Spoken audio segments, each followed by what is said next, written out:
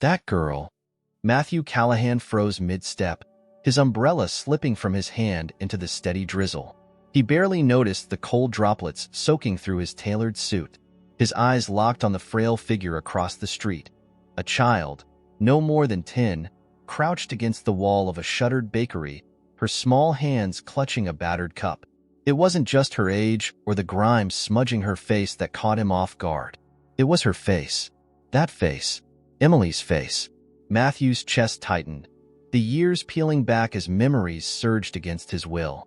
Her wide blue eyes, the delicate curve of her jaw, the freckles that dotted her nose.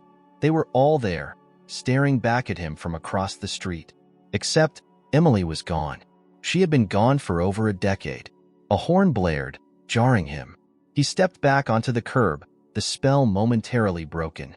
By the time he looked again, the girl had disappeared, melting into the throngs of pedestrians hurrying to escape the rain. He scanned the crowd frantically, his heart racing. No, no, no, he muttered under his breath. This couldn't be happening. Not again. Mr. Callahan? A voice cut through his panic. It was Thomas, his driver, stepping out of the sleek black town car idling nearby. The meeting. Cancel it. Matthew snapped, already moving. He plunged into the crowd, ignoring Thomas's protests. His mind screamed that it was impossible, but his legs moved of their own accord. He had to find her. His tailored shoes slapped against the wet pavement as he maneuvered through the maze of umbrellas and rushing bodies. Every corner he turned, every shadow he chased, came up empty. Frustration mounted with each step, but he refused to stop. The image of her face burned into his mind, a phantom resurrected to haunt him. Finally, he spotted her again. She was slipping into an alley, her small figure dwarfed by the towering buildings. He sprinted after her, ignoring the growing ache in his lungs. "Wait," he called out. His voice echoed sharply against the brick walls. The girl glanced back briefly, her blue eyes wide with fear, before darting deeper into the alley. He reached the corner and skidded to a halt. The alley was empty, a dead end. Trash bins lined the walls, their lids rattling in the wind. But there was no sign of the girl. Matthew stood there, drenched and panting, his hands clenched into fists at his sides. Emily? The name slipped out before he could stop it, his voice barely above a whisper. He sank against the wall, dragging his hand down his face. The rational part of his mind screamed that this was a mistake, a cruel trick of the light. But his heart, the same heart that had shattered years ago, was telling him something else entirely. When he finally emerged from the alley, Thomas was waiting, holding the umbrella over his head. His driver didn't ask any questions, though his concerned expression said everything. "Take me home," Matthew said gruffly as he climbed into the car. He didn't notice the water pooling around him or the shocked stares from passers-by. All he could think about was the girl. As the car sped through the rain-slick streets, Matthew pulled out his phone and dialed. The line clicked after 2 rings. "Sullivan," a gruff voice answered. "It's Callahan," Matthew said, his voice tight. "I need you to find someone." Jack Sullivan leaned back in his chair, staring at the man standing rigidly in his office. The private investigator's cluttered desk was littered with files, coffee cups, and old photographs, none of which seemed to bother Matthew Callahan. The billionaire's sharp suit was still damp, his usually impeccable appearance unkempt, and his expression one of unrelenting intensity. "You're sure about this?" Jack asked, breaking the silence. "A girl who looks like your daughter? After all these years?" Matthew's jaw tightened. "I'm not mistaken." Jack exhaled slowly, his skepticism poorly hidden. "All right, what do you want me to do?" "I need you to find her," Matthew said, his tone brooking no argument. He reached into his pocket and withdrew a checkbook. "Whatever resources you need, they're yours." Jack raised an eyebrow, but said nothing as Matthew scribbled out a figure and slid the check across the desk. One glance at the number was enough to make Jack sit up straighter. He pocketed the check and grabbed a notepad. "Describe her," Jack said, pen poised. "Everything you remember." Matthew hesitated for a moment, then spoke. "She's about 10 years old, with light brown hair and freckles across her nose. Her eyes blue, very blue." His voice faltered slightly before hardening again. She was wearing a gray hoodie, torn jeans, and sneakers. Looked like she hadn't eaten in days. Jack jotted down the details. And where exactly did you see her? Outside a bakery on 6th Avenue. Then again near an alley off 12th Street. She disappeared before I could reach her. Jack leaned back, tapping his pen against the notepad. If she's living on the streets, I can start with local shelters and outreach programs. Maybe someone's seen her. Do it, Matthew said, and report back as soon as you find anything. Jack nodded and stood, signaling the end of their meeting. I'll get started right away. Matthew didn't waste time on pleasantries as he left the office. He stepped out into the bustling streets of Manhattan, the rain having given way to a cold, gray sky. His mind churned with possibilities, each more implausible than the last. Logic told him that Emily was gone, buried more than 10 years ago. But the image of the girl's face wouldn't leave him. Back at his penthouse, Matthew poured himself a drink and stood by the floor-to-ceiling windows overlooking the city. The skyline was a blur, his thoughts elsewhere. He replayed the fleeting moments with the girl over and over, searching for something he might have missed. A knock at the door pulled him from his thoughts. He frowned, setting down the glass, and crossed the room to open it. His housekeeper, Maria, stood there, wringing her hands nervously. Mr. Callahan, she began hesitantly, there's a man downstairs asking for you. He says he has information about your daughter. Matthew's heart skipped a beat. Who is he? He wouldn't give his name, Maria said, but he insisted it was urgent. Matthew didn't wait for further explanation. He grabbed his coat and headed for the elevator, his mind racing. The possibility of someone knowing something about Emily, or about the girl he had seen, was enough to override his usual caution. When the elevator doors opened in the lobby, a man was waiting. He was middle-aged, with a weathered face and a nervous demeanor. His clothes were worn, his hands fidgeting with a battered cap. You said you had information, Matthew said, his voice low and measured. The man glanced around, as if afraid of being overheard. I saw her, he said quietly. The girl you're looking for. The one who looks like your daughter. Matthew's pulse quickened. Where? Down by the old train yard, the man said. She was with a group of kids. They move around a lot, but they've been there the past couple of nights. Matthew pulled out a wad of cash and handed it to the man. If you're lying. I'm not, the man said quickly, stuffing the money into his pocket. But you'd better hurry. They don't stay in one place for long. Matthew didn't wait for anything else. He ordered his driver to take him to the train yard immediately, his mind racing with possibilities. The city blurred past as the car sped through the streets, his thoughts consumed by the hope that this lead would bring him closer to the truth. When they arrived, the train yard was nearly deserted, the skeletal remains of old rail cars casting long shadows under the dim evening light. Matthew stepped out of the car, his breath visible in the cold air. He scanned the area, his sharp eyes searching for any sign of movement. Lily, he called out softly, the name slipping from his lips unbidden. It wasn't her name, of course. He didn't know her name. But it felt right, somehow. A rustling sound caught his attention.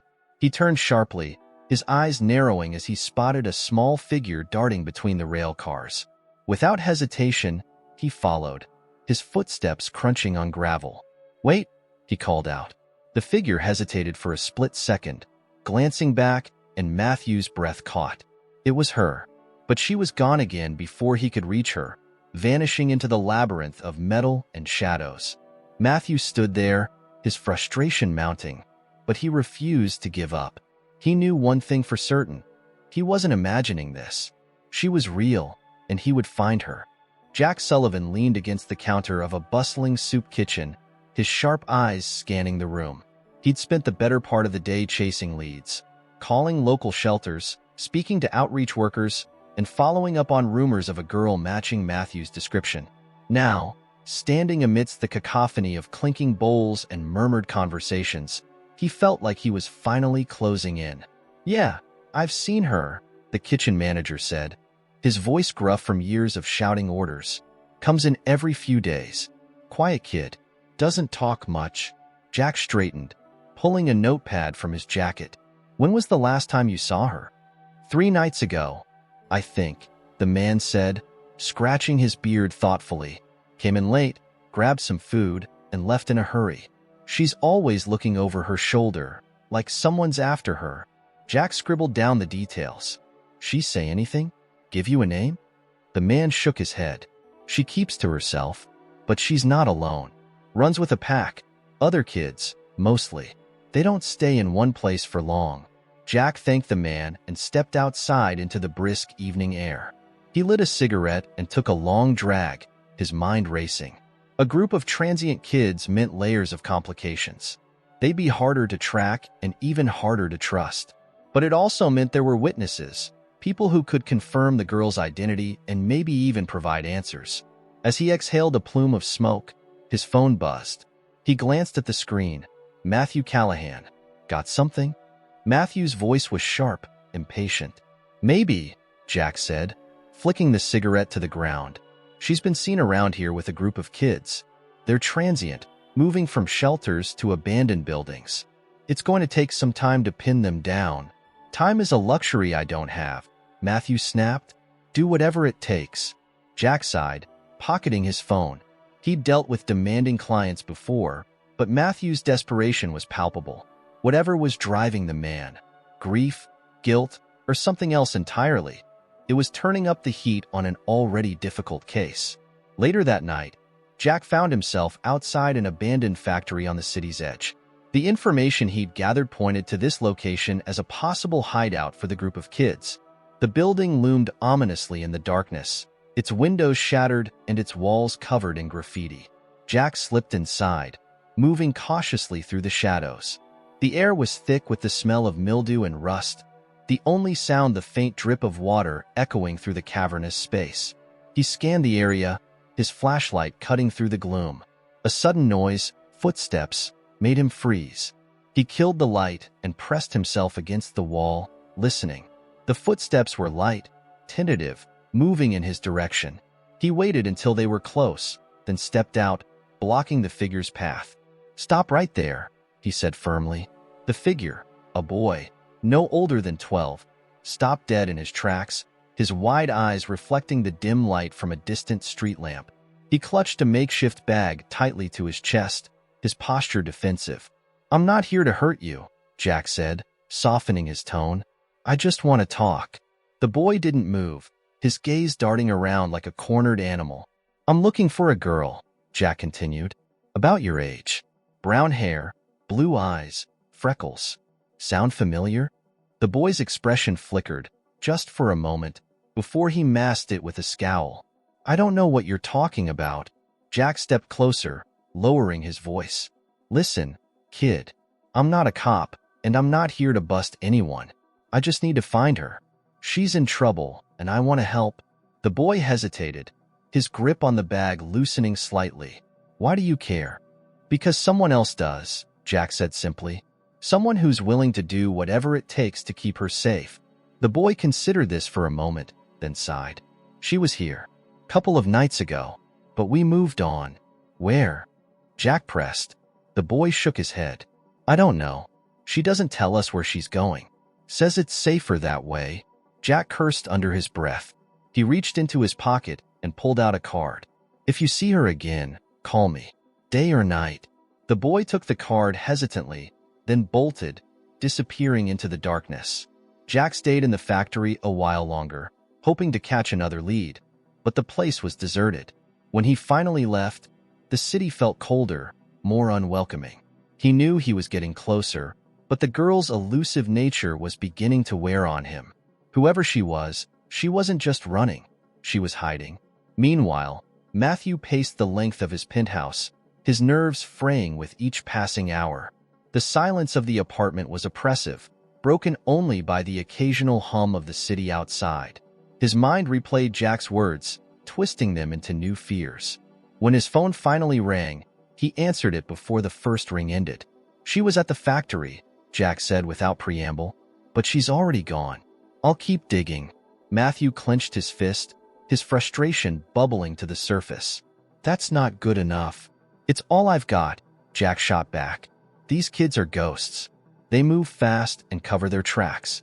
I'll find her, but you need to be patient. Matthew ended the call without responding. He stood by the window, staring out at the city. Somewhere out there, the girl was hiding, running from something or someone, and Matthew was determined to find out why. Matthew Callahan didn't sleep that night. Instead, he sat in his dimly lit office, poring over the files Jack had sent him. Photos of shelters, police reports, and grainy surveillance footage littered the desk. Each piece of evidence painted a fragmented picture of a girl living on the margins, always one step ahead of being caught. He couldn't shake the image of her face, or the gnawing feeling that she was slipping through his fingers. By morning, he was on the phone again, calling in favors from contacts he hadn't spoken to in years.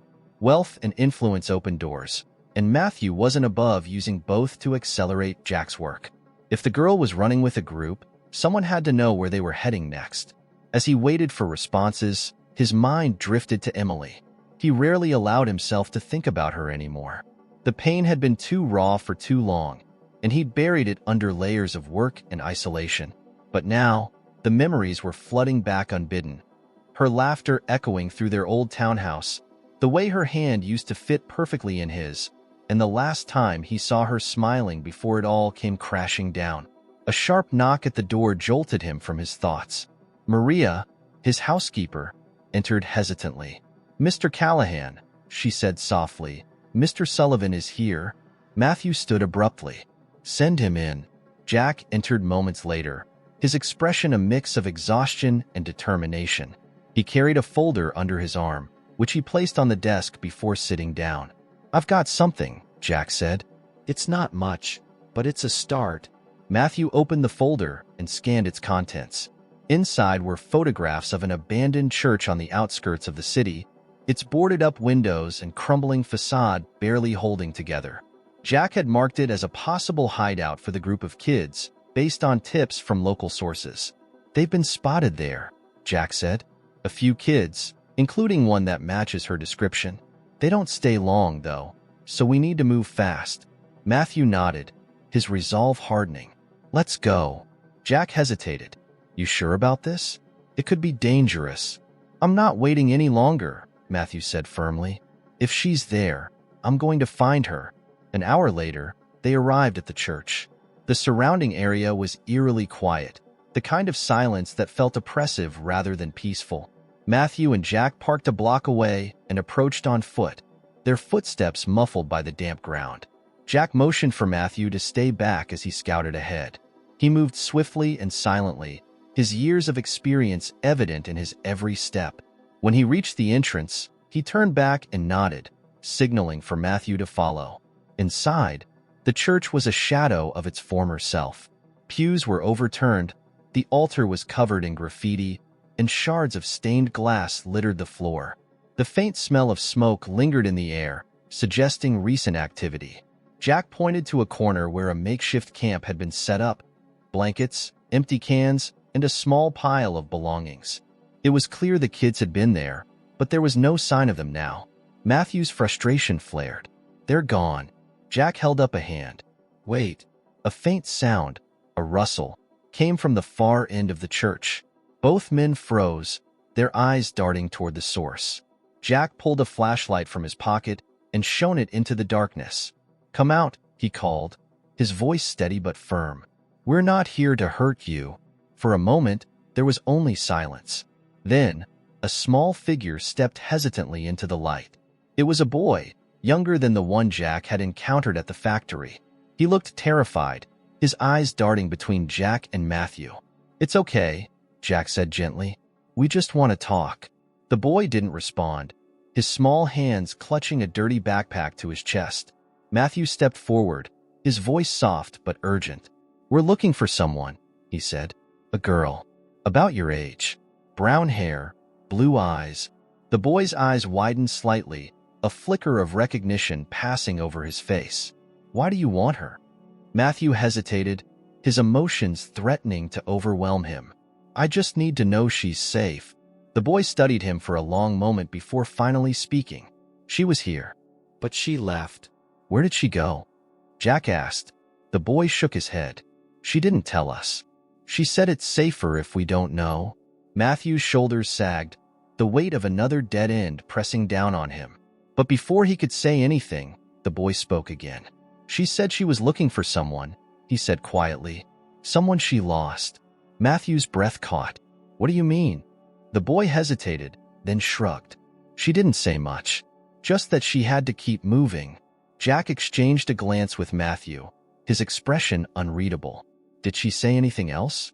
Anything that might help us find her?" The boy shook his head, retreating a step. "I have to go."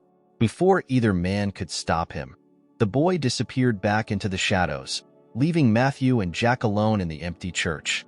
Matthew clenched his fists, his frustration mounting. "She's always one step ahead." "She's scared," Jack said. "She's running for a reason. We just need to figure out why." As they left the church, Matthew's mind raced with questions. Who was the girl running from? What had driven her to live like this? And most importantly, why did she seem so familiar? Matthew stared out of the car window as Jack navigated the streets back into the heart of the city. The meeting in the church had left him restless. Every lead brought him closer to the girl, but none close enough to bring her into reach. The boy's cryptic words haunted him. She said she was looking for someone she lost. "Do you think she's running towards something, or away from it?" Matthew asked suddenly, breaking the silence. Jack glanced at him briefly. "Both, probably. It's not uncommon for kids on the streets to chase ghosts while dodging the ones behind them." Matthew's jaw tightened. What could a girl that age possibly have to run from? Jack shrugged. A bad home, bad people, or no home at all. The streets are dangerous for anyone, especially kids. She's surviving, but there's always a reason they end up there. They fell into silence again, the weight of unanswered questions filling the air. Matthew's mind churned with possibilities, each one darker than the last. He couldn't shake the feeling that the girl's plight was somehow connected to his own, an invisible thread pulling them together. Back at his penthouse, Matthew pored over the files and reports scattered across his desk. Jack had left to chase down a new lead, but Matthew felt an urgency he couldn't ignore. He was losing time, and time had already stolen too much from him. He flipped through the folder Jack had brought from the church, his eyes scanning the photos of the makeshift camp. Something caught his attention, a sketchbook half hidden beneath a blanket in one of the photos. The cover was plain, the edges frayed, but it stood out against the chaos of the scene. Without hesitating, Matthew grabbed his phone and dialed Jack. "That sketchbook in the photo," he said the moment Jack answered. "Where is it?" There was a pause on the other end. "I didn't see it when we were there. The kids must have taken it when they left." Matthew cursed under his breath. "It could have answers. Or nothing," Jack countered. "It's just a sketchbook." "It's a start," Matthew said firmly. Jack sighed. "I'll put out feelers, see if it turns up." The call ended, leaving Matthew alone with his thoughts. He leaned back in his chair, staring at the photo. Something about the sketchbook felt important, though he couldn't explain why. Days passed with no news. Jack's updates were sparse, each one more frustrating than the last. The girl and her group seemed to vanish into thin air, leaving behind nothing but whispers and cold trails. Then, one evening, Matthew received a call from an unknown number. He hesitated before answering. "Mr. Callahan?" a young voice asked. "This is Callahan," he replied cautiously. "It's me," the boy from the church said, his voice low and hurried. "I found the sketchbook." Matthew sat up straight. "Where are you?" "Union Square," the boy said. "By the fountain." "Come alone." The line went dead. Matthew wasted no time. Within minutes, he was in his car, speeding toward Union Square. The city blurred around him, his focus singular. When he arrived, the square was bustling with evening crowds. He scanned the area until he spotted the boy standing near the fountain, clutching a bundle wrapped in a worn cloth. Matthew approached cautiously. "You have it?" he asked. The boy nodded, holding out the bundle. "She left it behind. Said she couldn't carry it anymore." Matthew took the bundle and unwrapped it carefully. The sketchbook was there, just as he'd seen in the photo. Its cover was weathered, the pages thick with use. "Why are you helping me?" Matthew asked, his gaze piercing the boy. The boy shifted uncomfortably. "She helped me once. Gave me food when I had nothing. Said I should pay it forward if I ever got the chance. Matthew's chest tightened. Where is she now? The boy shook his head. I don't know. She said she couldn't stay in one place for long. Matthew handed the boy a wad of cash, more than he'd probably ever seen. Thank you. The boy hesitated before taking it, then disappeared into the crowd. Back in his car, Matthew opened the sketchbook. The first pages were filled with rough drawings, faces, places, fragmented memories. As he flipped through, he stopped abruptly at a page that made his breath catch. It was a drawing of a townhouse, eerily familiar in its details. His townhouse, the one he'd lived in with Emily and his wife before everything fell apart. His hands trembled as he turned to the next page. This time, it was a sketch of a woman, a face he recognized immediately. His late wife. Matthew's mind raced. How could this girl know these details?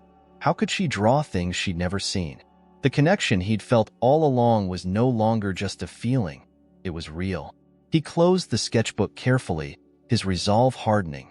Whatever it took, he would find her. And he would get answers. Matthew sat alone in his study, the weight of the sketchbook in his hands. The townhouse, his late wife. Each image burned into his mind, raising questions that pushed the boundaries of logic. He had spent the night poring over the pages, searching for answers. The drawings felt personal, intimate in a way that made him uncomfortable. How could this girl, a stranger, know so much about his life? He flipped to the next page, his pulse quickening. This one was different, a crude map, hastily sketched, with landmarks labeled in small, neat handwriting. A street corner, a bridge, an abandoned playground. His breath caught as he recognized the locations. They were places he used to visit with Emily. This was no coincidence. He reached for his phone and dialed Jack. It rang twice before the private investigator answered, his voice gruff from lack of sleep. I've got something, Matthew said without preamble. The sketchbook has a map. I need you to check these locations. Send it over, Jack said, his tone sharp with focus. Matthew snapped photos of the pages and sent them to Jack. Start with the playground. It's the closest. I'll head there now, Jack replied. You staying put? No, Matthew said firmly. I'm coming too. An hour later, they met at the abandoned playground on the edge of the city. The area was desolate, the rusted swings swaying in the breeze. It had been years since Matthew had been here, but the memories came rushing back. Emily laughing as she climbed the jungle gym, her small hands reaching for his as she slid down the slide. Jack approached, his expression unreadable. Doesn't look like anyone's been here recently. Matthew nodded, scanning the area. We check anyway. They split up, searching for any signs of recent activity. Matthew's footsteps crunched over the gravel as he moved toward the old sandbox. Something caught his eye, a small, tattered scarf partially buried in the sand. He crouched down and picked it up, his heart pounding as he recognized it. He had seen it before, around the girl's neck when he first spotted her outside the bakery. She was here. He called out to Jack, holding up the scarf. Jack joined him, his eyes narrowing. It's a lead, but not much of one. She could be anywhere by now. Matthew's frustration flared. We're getting closer. She left this behind for a reason. Jack sighed. Let's check the next location on the map. The next stop was the bridge. By the time they arrived, the sun was setting, casting long shadows over the graffiti-covered structure. They parked nearby and approached cautiously. Beneath the bridge, they found evidence of recent activity. A small fire pit, a few discarded cans, and a stack of newspapers arranged as bedding. She's been here, Jack said, kneeling to examine the makeshift camp. Probably not long ago. Matthew's gaze shifted to the graffiti on the wall.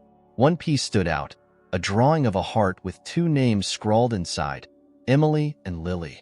Lily, he murmured, his voice barely audible. Jack glanced at him.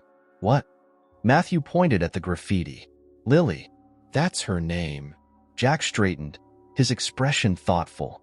So, she's not just running. She's leaving breadcrumbs.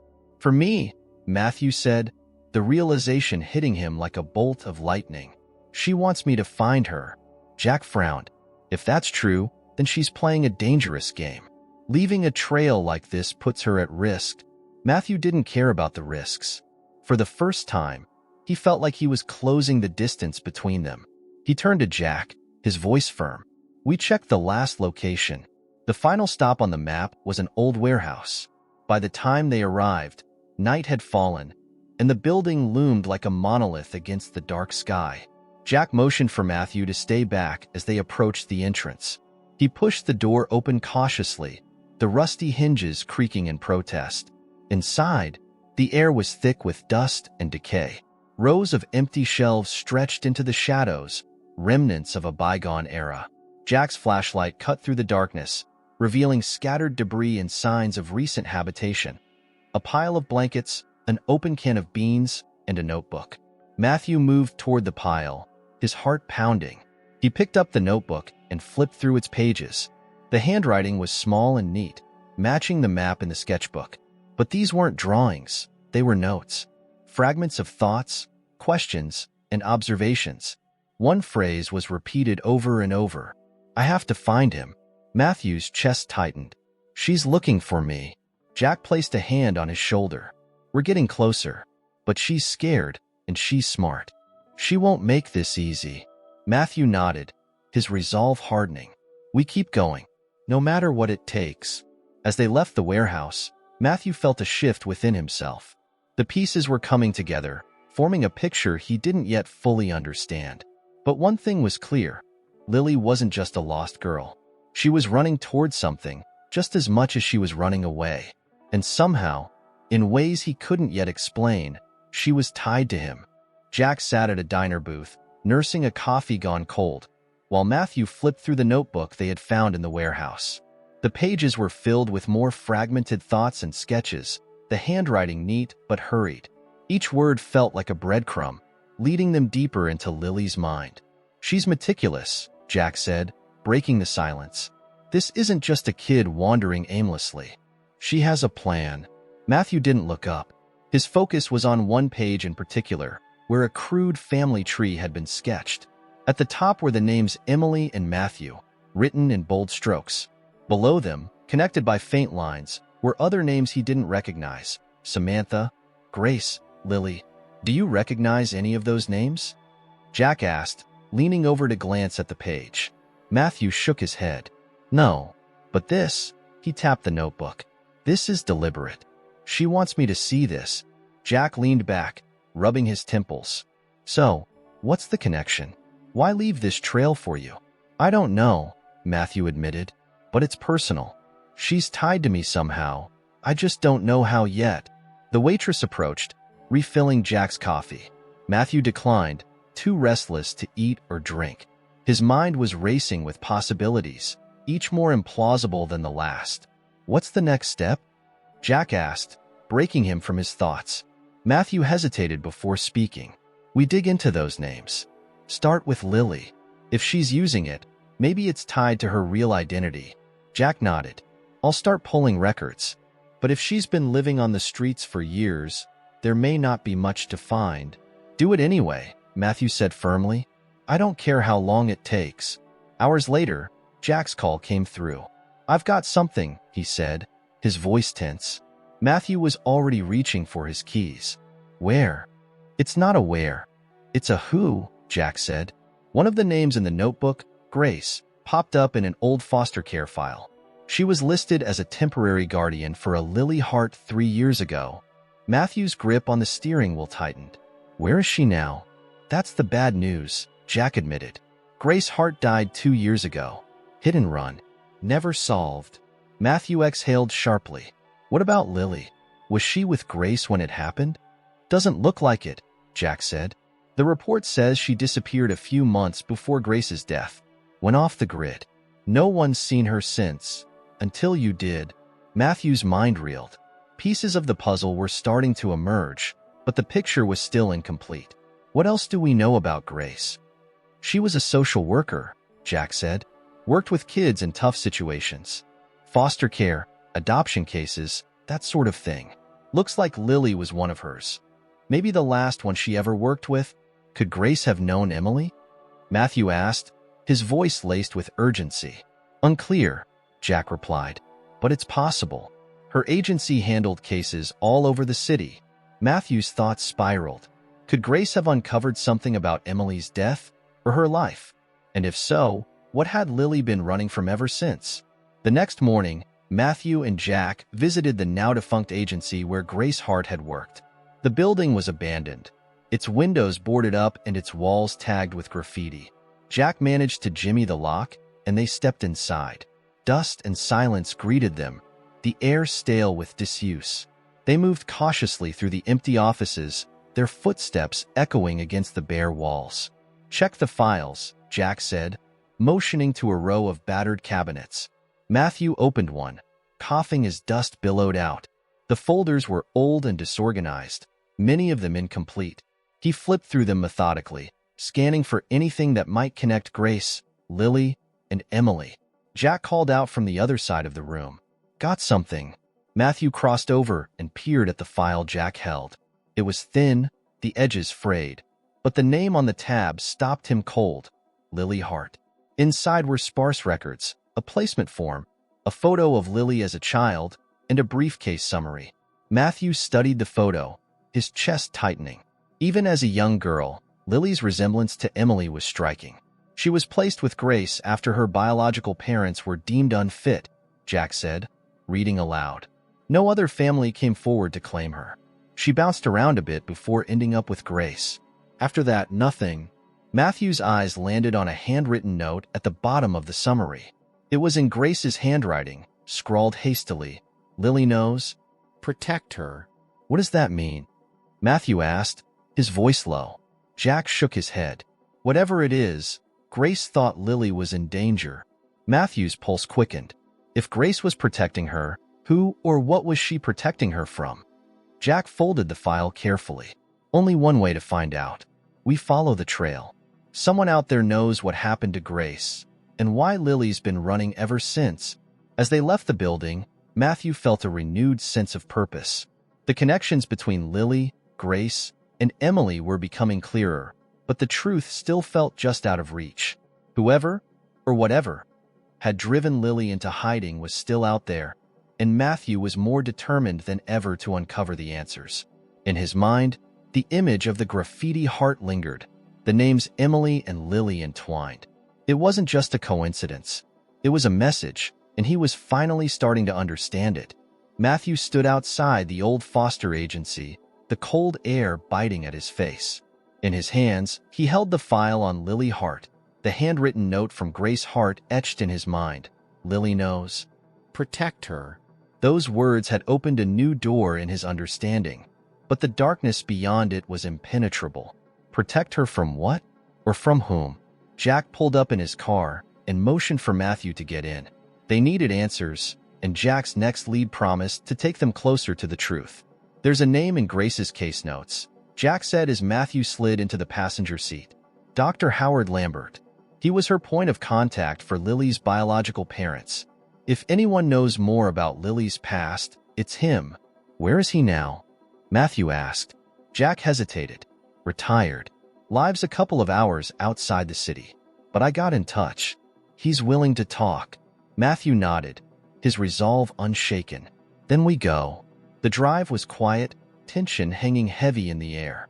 Jack kept his focus on the road while Matthew stared out the window, lost in thought.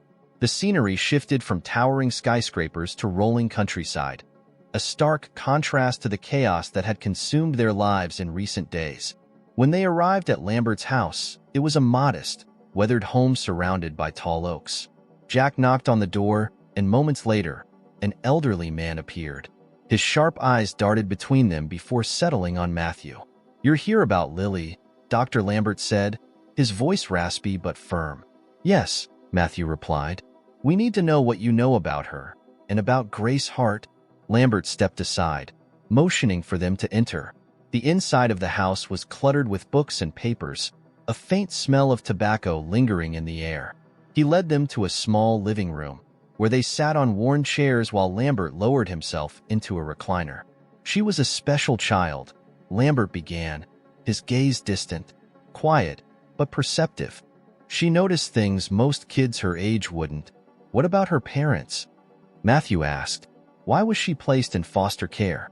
Lambert sighed. Her father was abusive, and her mother was unwell. Grace fought hard to keep Lily safe. She believed the girl had been through enough. Did Grace ever say why she thought Lily was in danger? Jack interjected. Lambert nodded slowly. Grace was convinced Lily's father was looking for her. She said he wasn't the kind of man to let things go. Matthew leaned forward, his jaw tightening. Do you know where he is now? No idea, Lambert admitted. But Grace once told me she'd found something in his past. Something dark.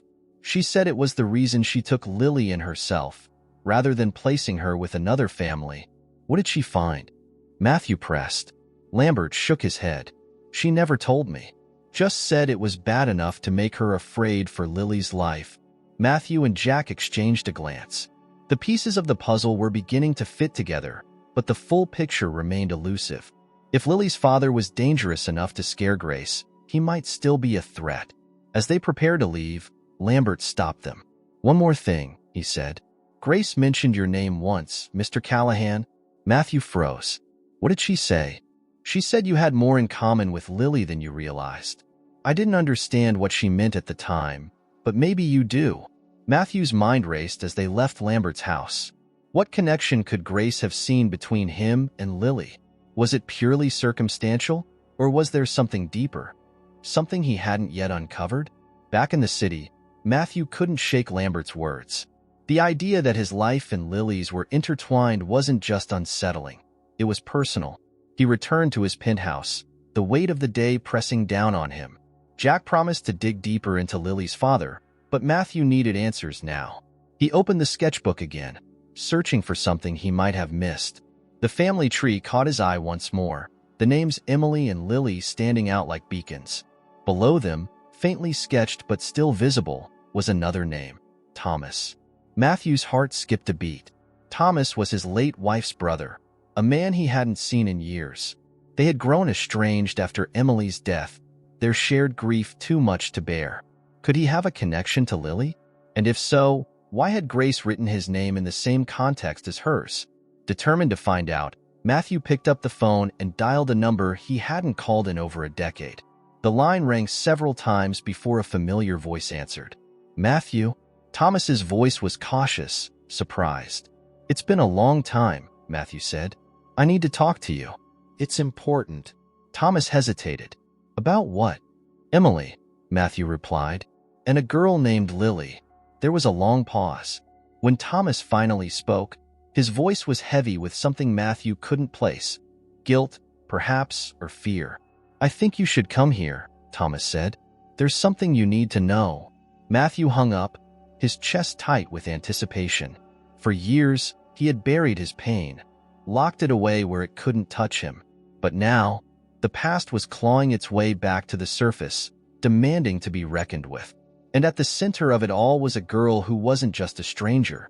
She was a thread in the fabric of his life, a piece of a puzzle he was only beginning to understand. Matthew stood at the door of Thomas's modest home, his hand hovering over the doorbell. It had been years since they'd spoken, their relationship fractured by loss and time. Now, standing here, he couldn't help but feel the weight of old wounds mingling with the urgency of the present. The door opened before he could press the bell. Thomas stood in the doorway, his face gaunt, his hair grayer than Matthew remembered. He looked at his brother-in-law with a mix of hesitation and something else, something darker. Matthew, Thomas said, stepping aside to let him in. I didn't think I'd see you again. I didn't think I'd have a reason to come back, Matthew replied. But I need answers. Thomas nodded, leading him into the small living room. The furniture was old but well kept, the walls lined with photos of family and friends from years past. Matthew's eyes lingered on a picture of Emily, her bright smile a painful reminder of all he had lost. I know why you're here, Thomas said, sinking into an armchair. It's about Lily, isn't it? Matthew sat across from him, leaning forward. You know her? Thomas sighed heavily. Not directly, but I know of her. And I know why she's connected to you. Matthew's heart pounded. Start talking. Thomas ran a hand through his hair, gathering his thoughts. After Emily's death, I stayed in touch with Grace Hart. She was helping kids like Lily, kids who'd been through hell. One day, she called me, frantic. She said she'd come across something about Emily's accident, something that didn't add up. Matthew stiffened. What do you mean? She didn't explain much, Thomas said, just that there were inconsistencies in the records. She thought Emily might not have died in the way we were told. The words hit Matthew like a freight train. Why didn't you tell me this? Because I didn't believe her at first, Thomas admitted. It sounded impossible, but Grace was convinced. She said she'd found a connection between Emily's case and Lily's situation. That's when she started taking care of Lily personally. Matthew leaned back, his mind racing. What connection? Thomas hesitated, his face shadowed with guilt. Grace believed that someone was using the foster system to cover up illegal adoptions and trafficking. She thought Emily might have been targeted because of our family's wealth. Because of you. The room fell silent, the weight of Thomas's words settling over them. Matthew struggled to process what he was hearing. Could Emily's death have been more than just a tragic accident? And if so, how was Lily tied to it all? Do you think Emily's still alive? Matthew asked finally, his voice barely above a whisper. Thomas shook his head. I don't know. But Grace was certain that Lily was the key to finding the truth. Matthew stood abruptly, pacing the room. His thoughts were a whirlwind of anger, grief, and determination. Why didn't Grace go to the authorities? She tried, Thomas said, but no one listened. And then she died. The mention of Grace's death sent a chill down Matthew's spine. Do you think it was connected? Thomas met his gaze, his expression grim. I wouldn't rule it out. As Matthew left Thomas's house, his mind was consumed with the implications of what he'd learned. If Grace had been on the verge of uncovering something about Emily's death, then whoever was behind it might still be out there. And they might be after Lily. He called Jack as soon as he was back in his car. I need you to look into Grace Hart's death again. Treat it as a homicide. Jack didn't miss a beat. What changed? I just spoke to Thomas, Matthew said. He thinks Grace was killed because of what she knew. Jack cursed under his breath. I'll dig into it. But if you're right, this is bigger than we thought. It always was, Matthew replied. Back at his penthouse, Matthew sat down with the sketchbook and the file on Lily, his determination renewed. He flipped through the pages, stopping at the family tree once again. Emily's name stood out like a beacon, a constant reminder of what he had lost and what he might still be able to find. His phone buzzed. It was Jack. You're not going to like this, Jack said. Grace Hart's death wasn't random. The hit and run wasn't an accident. It was deliberate. Matthew's grip tightened on the phone. Do you have proof?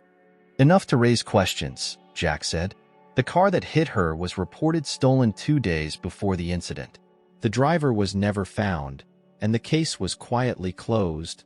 Quietly, Matthew repeated, his voice cold. Someone wanted her out of the way. It looks that way, Jack confirmed. But there's more. I pulled some of Grace's old case files. She was working with kids from all over the city, and a few of them disappeared under suspicious circumstances. Just like Lily, Matthew's blood ran cold. How many? At least 3, Jack said. All connected to families with money or influence. And all cases were dropped without explanation. The pieces were starting to fall into place, but the picture they painted was horrifying. Matthew realized that this wasn't just about Lily or even Emily.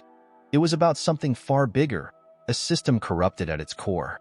We need to find Lily, Matthew said. Before they do.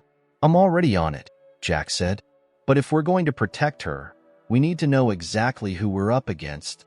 As the call ended, Matthew felt a surge of determination unlike anything he had experienced before. He wasn't just chasing a ghost.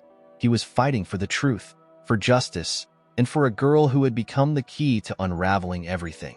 He picked up the sketchbook again, his fingers tracing the faint outline of Lily's name. She wasn't just a runaway.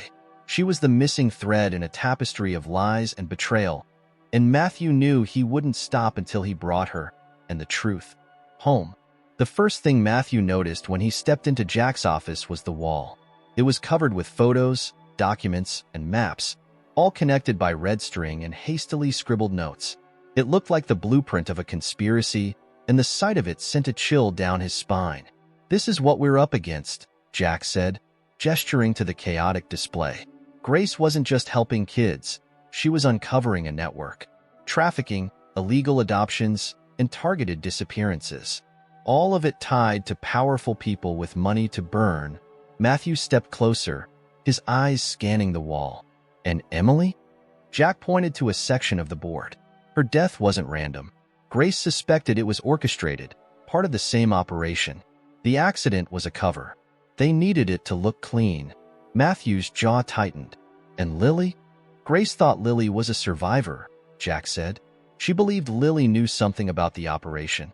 Something critical. That's why Grace took her in. To protect her."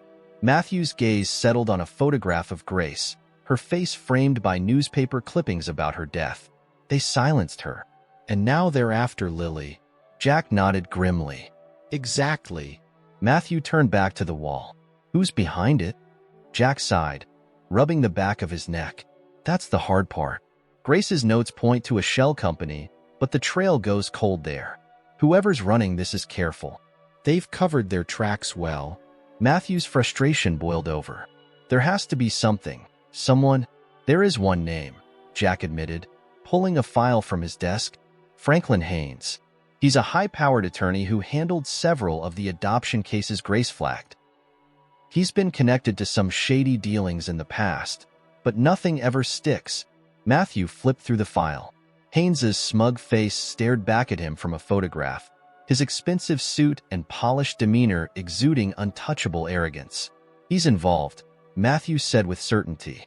"I can feel it." Jack nodded. "If he is, we'll need more than a feeling to bring him down. And with Grace gone, Lily might be the only one who knows enough to expose him." That evening, Matthew found himself back in his penthouse, staring at the sketchbook. The images and notes felt like whispers from the past, fragments of a story he was piecing together too late. But one page caught his eye, a sketch of a house he didn't recognize.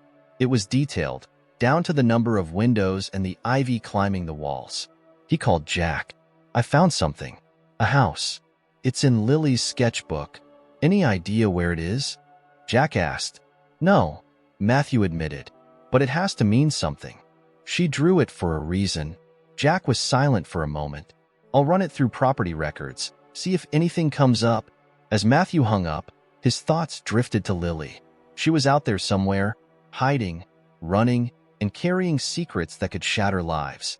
He couldn't shake the feeling that time was running out, not just for her, but for the truth.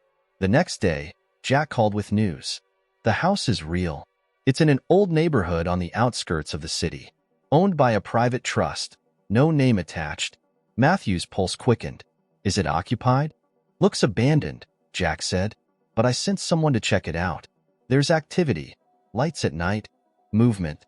Someone's there." "Then we're going," Matthew said firmly. "Tonight." They arrived at the house under the cover of darkness. It was exactly as Lily had drawn. An ivy-covered facade, its windows darkened but not lifeless. Jack parked a safe distance away, and they approached on foot, keeping to the shadows. As they neared the property, Matthew's heart pounded.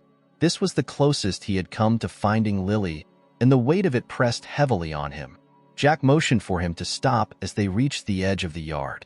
"There's a camera," Jack whispered, pointing to a small device mounted near the front door. "Whoever's here, they're watching." Matthew's gaze shifted to a side window, partially open. "We go in there." Jack nodded, and they moved silently toward the window. Jack climbed in first, followed by Matthew, their footsteps muffled against the old wooden floor. Inside, the house was eerily quiet, the air thick with the scent of mildew and dust. They moved cautiously, room by room, finding little more than old furniture and scattered debris. But as they reached the second floor, they heard it, a faint sound, like a chair creaking under weight. Jack motioned for Matthew to stay back as he crept toward the source. The door to one of the bedrooms was ajar, and Jack peered inside. He froze, then gestured for Matthew to join him. Inside, a small figure sat hunched over a desk, her back to them. "Lily," Matthew whispered, his voice breaking. The girl turned slowly, her wide blue eyes meeting his. It was her, the same face that had haunted him since that day outside the bakery. But now, up close, he saw the fear etched into her features, the weight of years far beyond her age. "Who are you?" she asked, her voice trembling. Matthew stepped forward, his heart aching. "I'm Matthew. I've been looking for you." Her eyes flickered with recognition, but she didn't move. Jack stepped in, his voice calm and steady. "We're here to help you, Lily. You're not safe here." Tears welled in her eyes, but she shook her head. "You don't understand. They'll find me. They always do." Matthew knelt before her, his voice soft but resolute. "Not this time. I promise you, they won't hurt you anymore." For a moment, silence filled the room. Then, slowly, Lily reached out, placing her hand in his. It was a small gesture, but it spoke volumes. "We need to leave," Jack said, his tone urgent. "Now." As they moved to leave, a sound from downstairs stopped them cold, a door slamming, followed by heavy footsteps. Matthew's blood ran cold as he realized they weren't alone. Matthew froze, his pulse pounding in his ears. The heavy footsteps below reverberated through the old house, each step deliberate, each creak of the floorboards a reminder of the danger closing in. Lily's small hand tightened around his, her eyes wide with fear. Jack's expression hardened, his hand instinctively reaching for the gun holstered beneath his jacket. "They're here," Lily whispered, her voice barely audible. "Stay behind me," Matthew said firmly, shielding her with his body. He turned to Jack. "Options?" "We move fast and quiet," Jack replied. "The way we came in might still be clear, but if they're watching the exits, we'll need a backup plan." The footsteps grew louder, now accompanied by muffled voices. Whoever was downstairs wasn't trying to stay hidden. They wanted their presence known. It was a warning. "They're searching," Jack muttered. "We need to go now." Matthew nodded, his grip on Lily's hand firm. Jack led the way, moving swiftly but cautiously down the hallway toward the side window they'd used to enter. As they neared the stairs, the voices became clearer. "Check upstairs," one man said, his tone cold and commanding. "They're here." Jack stopped abruptly, his gaze darting around for an alternative route. He pointed to a narrow door at the end of the hallway. "Attic. It's our best bet." They moved quickly, Jack pushing open the attic door and motioning for Matthew and Lily to climb the creaky ladder. Matthew helped Lily up first, her small frame disappearing into the dark space above. He followed, then Jack, pulling the door shut behind them just as a flashlight beam swept through the hallway below. The attic was cramped and dusty, the air thick and stifling. Faint moonlight filtered through cracks in the wooden slats, casting long shadows. Matthew crouched beside Lily, who was trembling but silent. Jack whispered, "We'll wait them out. If they don't find us, they'll leave." Matthew nodded, though the tension in his chest refused to ease. He glanced at Lily, her blue eyes reflecting a mix of fear and defiance. She wasn't just a scared child. There was resilience in her, forged by years of survival.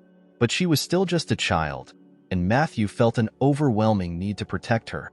Below, the sound of footsteps continued. The men were thorough, their movements methodical. They weren't just searching, they were hunting. "What do they want from you, Lily?" Matthew asked softly. She hesitated, her voice barely above a whisper. "I know things. About them. About what they did to Grace, and to your daughter." The mention of Emily sent a jolt through Matthew. "What do you mean?" "They took her," Lily said, her voice cracking. "They told Grace it was an accident, but she knew the truth. She tried to stop them, but they killed her." Matthew's mind raced, the pieces of the puzzle snapping into place. Grace had uncovered something about Emily's death, and Lily was the only one who knew enough to expose the truth.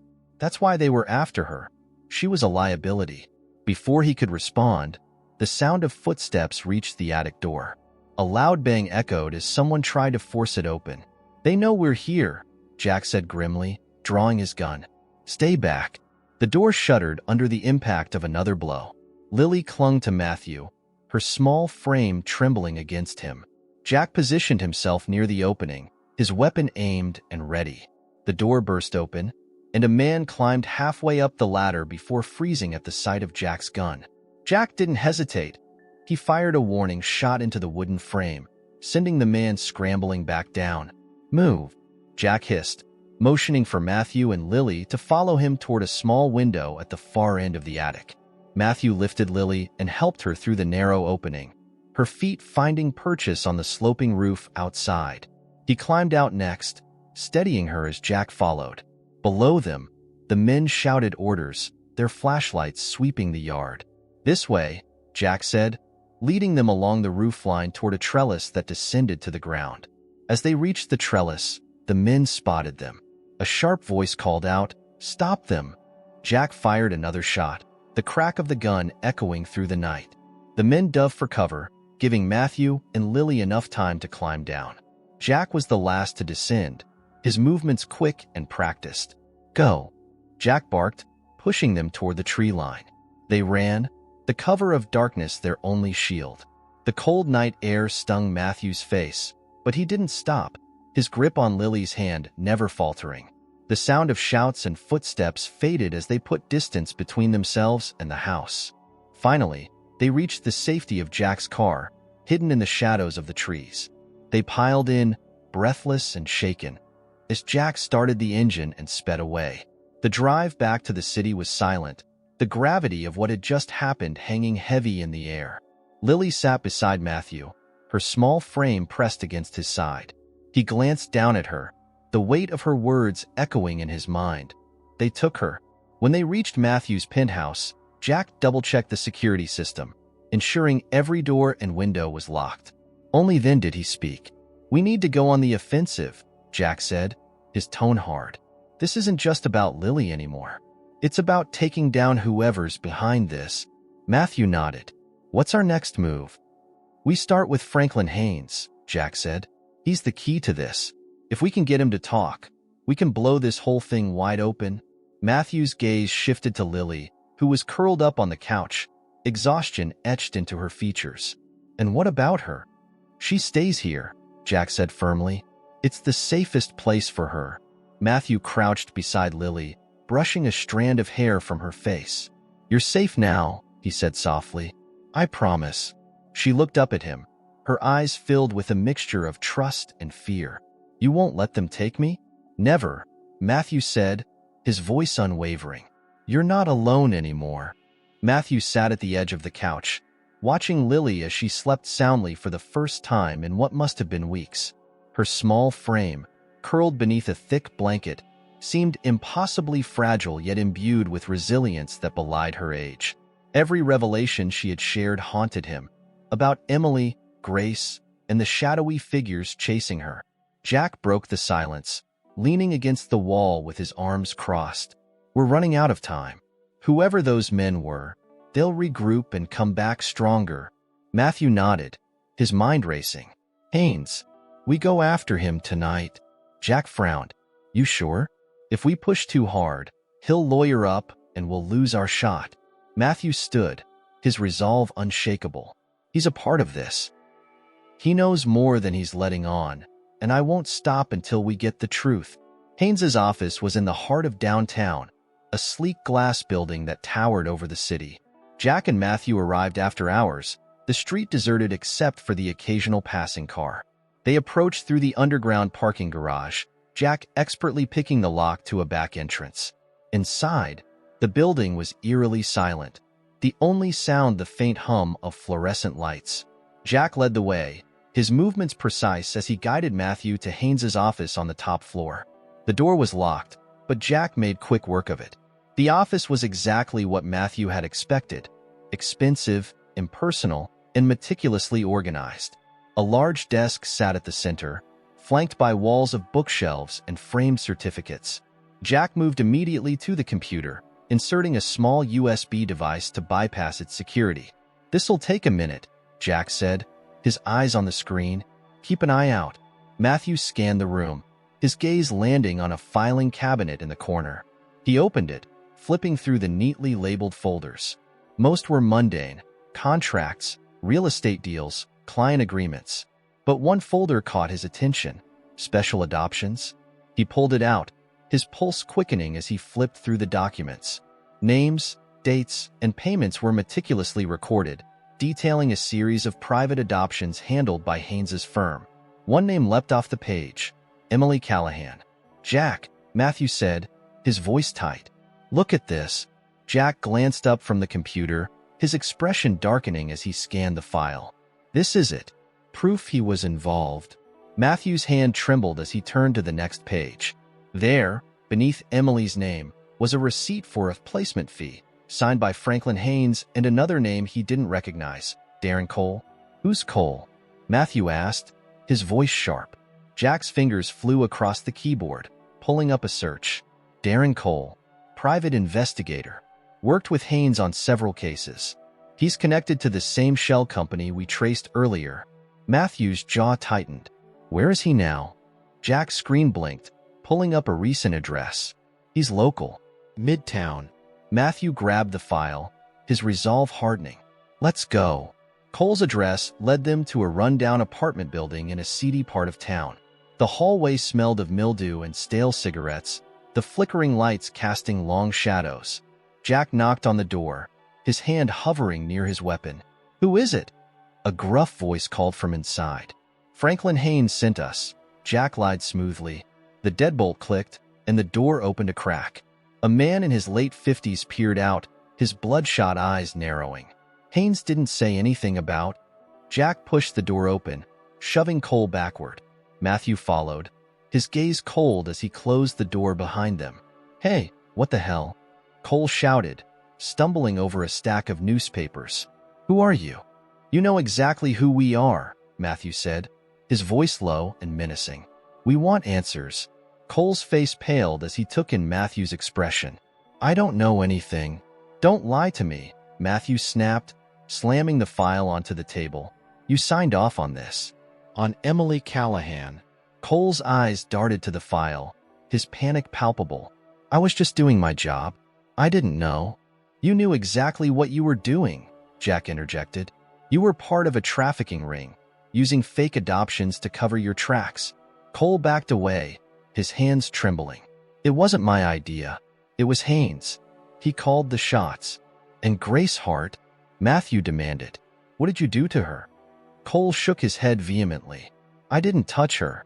Haynes had her killed when she got too close. I swear, I had nothing to do with it." "Then why did you stay quiet?" Matthew pressed. "Why didn't you come forward?" Cole slumped into a chair, his head in his hands. "Because people like Haynes don't let you walk away. You think I want to end up like Grace?" Matthew leaned in, his voice cold.